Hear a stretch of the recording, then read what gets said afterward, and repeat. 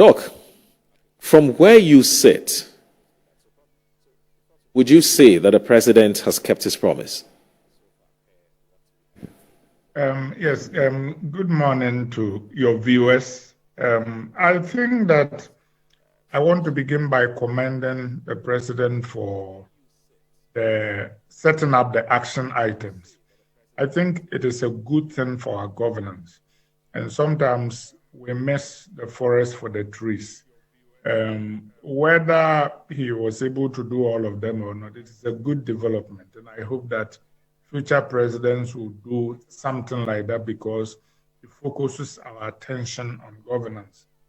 Having said that, I think there's also a weakness in having a list of 25 because not all lists are created equal or not all items are created equal.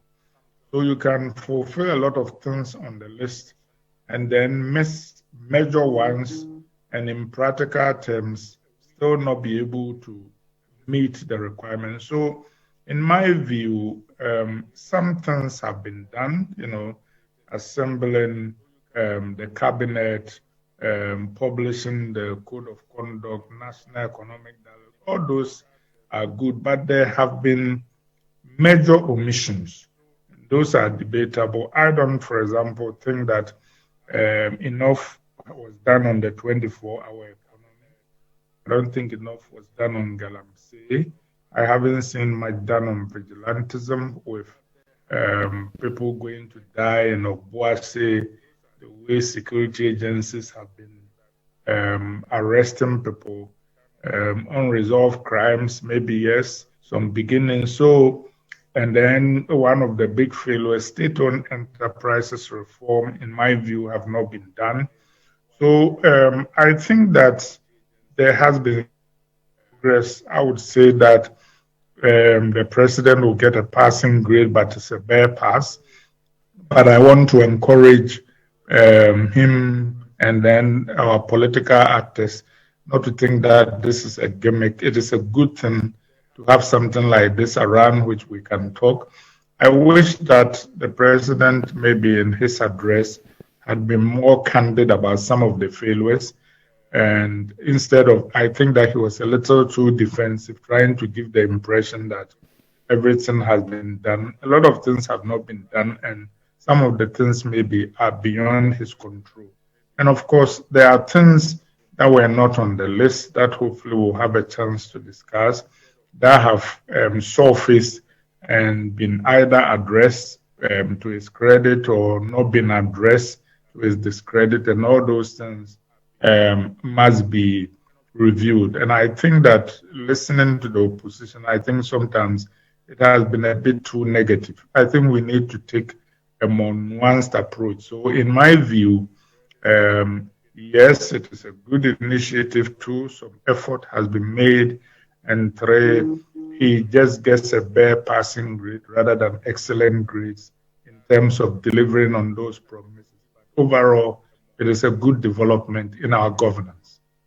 Okay, so I'll take that as your preliminary or initial comments on this, and I'm sure that there'll be one or two specifics that you would like to delve into. So I'll go, Doc. I'll start with you, but please,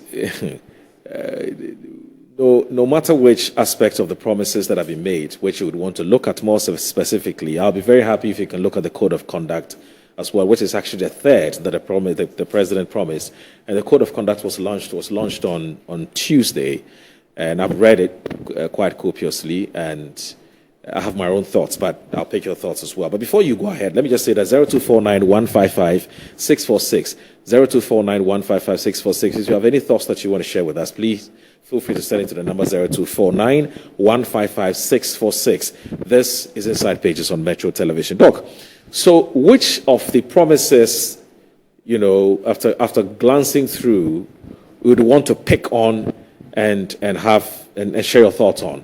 And then in addition to my personal request to you to look at the code of conduct for us. Yeah, I actually wanted to provide some historical context. This 120-day thing is an American invention. Okay. The Americans have what they call 100 days, the first 100 days of an administration. And actually, they don't actually judge the president by his own promises. They just judge the first 100 days.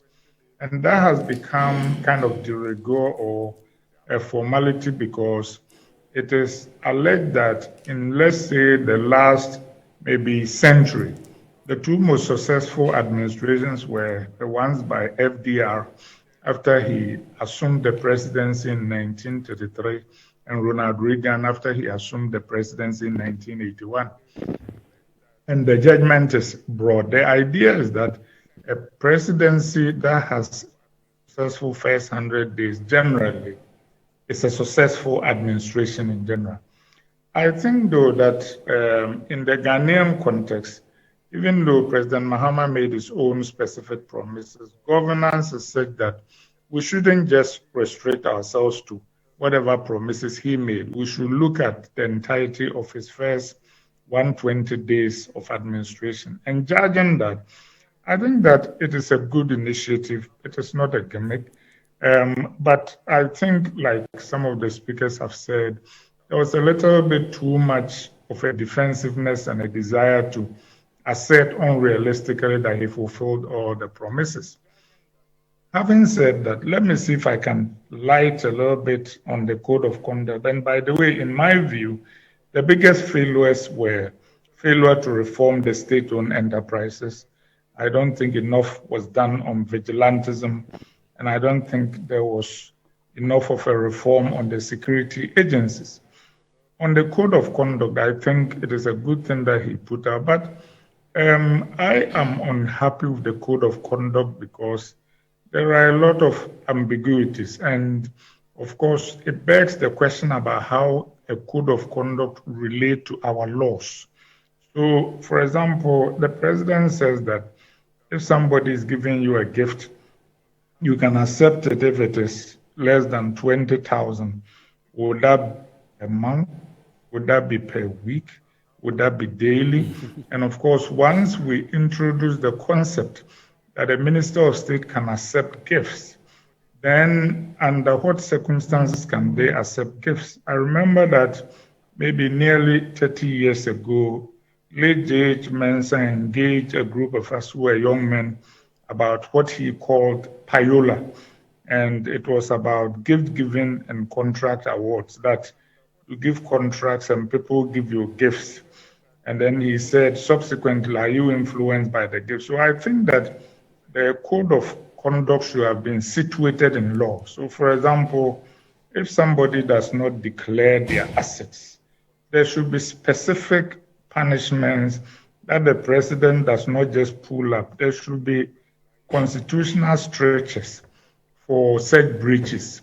And he talks about, when the minister is doing this, he should report conflicts of interest and all that. Doc, with regards to the non-declaration of assets, which is against the laws of this country, the president talks about his appointees losing 3 months of their salaries. You don't think that's punitive enough? Well, it is not enough, and it is ambiguous. The nation must have sanctions. In fact, some people might even argue that if you didn't declare your assets, which is a constitutional requirement, maybe you should lose your position. And it goes to my point that, so this president will say you lose 3 months of your salary. The next president will say 1 month. The other president will say just go and declare. I think as a society, and the government can make laws. So we need to, in effect, clarify these situations so that there are no ambiguities. So I think that we need to define the relationship between the code of conduct and our laws. Are these code of conduct things? For example, is the gift a suggestion, or can that gift be seen as a bribe? And under what circumstance would that gift be seen as a bribe? So, and what is the minister's salary that he can accept 20,000 as quote unquote a gift and not incur any sanctions? Are there circumstances under which the 20,000 gift is ethical and other circumstances where it is unethical. I think that there is just too much ambiguity. Then he brings in the question of he has been given 2 vehicles that he has donated to the state. Why is it that ordinary people like you and I walking around don't seem to get gifts? But all of a sudden, when people get into power, people are gifting them vehicles and other kinds of things.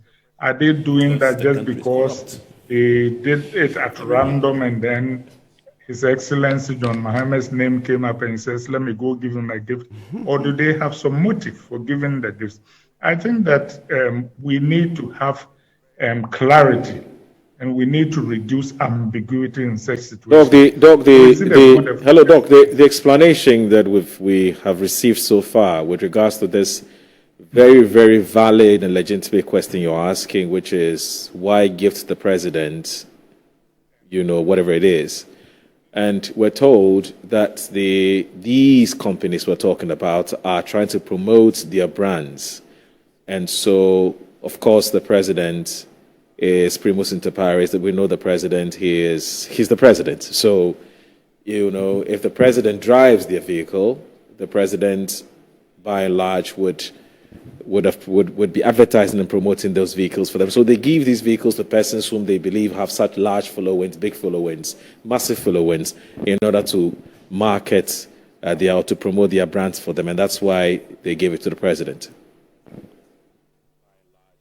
So it's a reasonable point. So a lot of people visit the president's house, they visit ministers' homes, and very soon people will be building fashionable homes so that when people visit, they will see, we kind of, very soon we start getting ourselves into tickets. And in that case, the donations should be to the presidency rather than the president. Okay. Or to the government rather than particular people.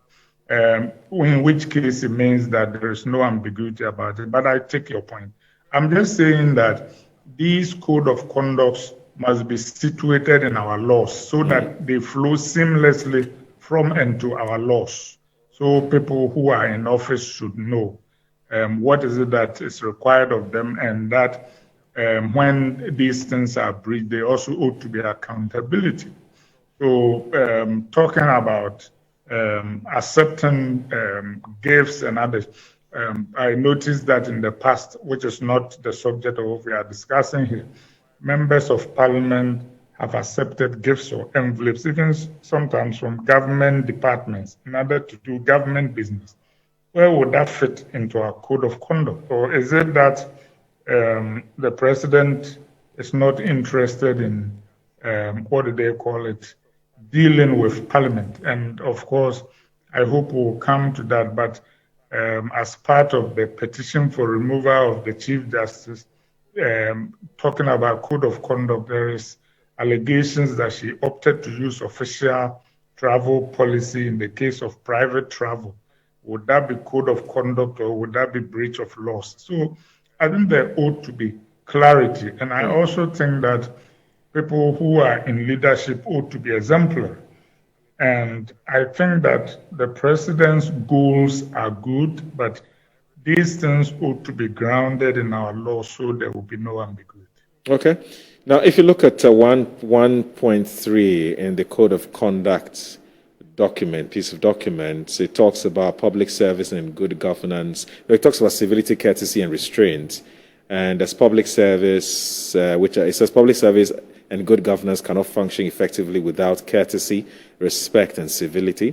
Hence, the minister must A, be humble, B, be willing to give and accept constructive criticism and advice from colleagues and the general public, C, use decorous language even in the face of provocation, D, take reasonable care to maintain the integrity and reputation of the ministerial office, and then there's avoid offensive or provocative language or conduct.